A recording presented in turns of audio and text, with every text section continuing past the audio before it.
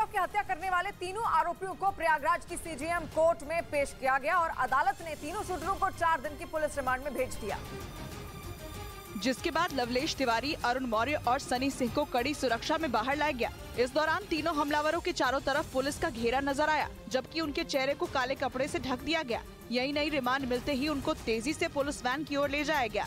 इस दौरान कई हथियारबंद जवान भी उनके साथ दौड़ते हुए गाड़ी तक पहुंचे।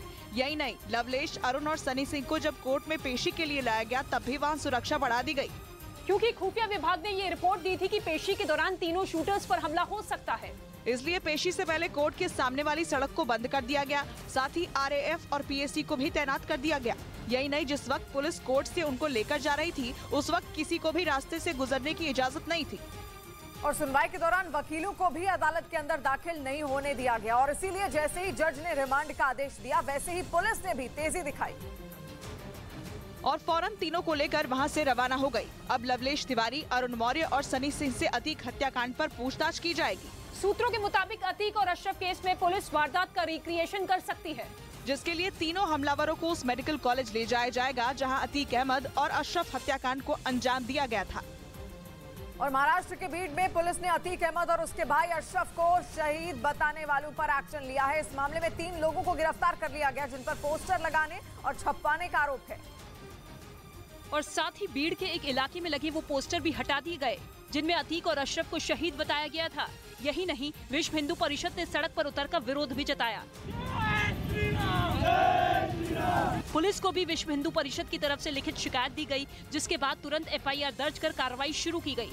4 इसमांविरुद्ध गुन्हा दाखल करून त्यातील 2 आरोपींना तत्काळ अटक करण्यात आली आहे। पुलिस अब ये जांच कर रही है कि बीड़ शहर में गैंगस्टर को शहीद बताकर पोस्टर क्यों लगाए गए।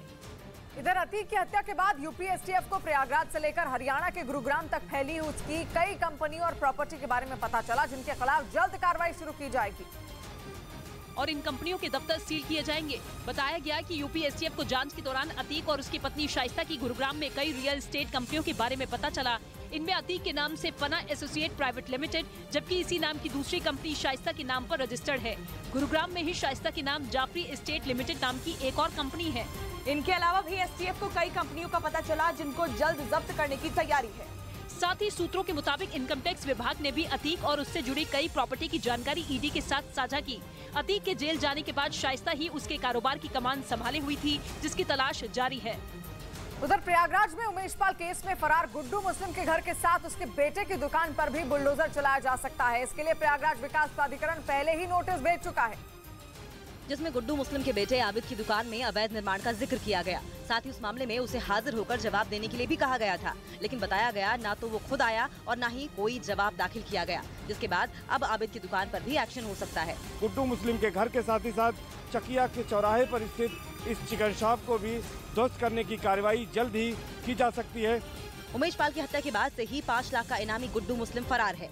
इसी घटना के बाद उसका बेटा आबिद भी फरार हो गया और तब से उसकी दुकान भी बंद है।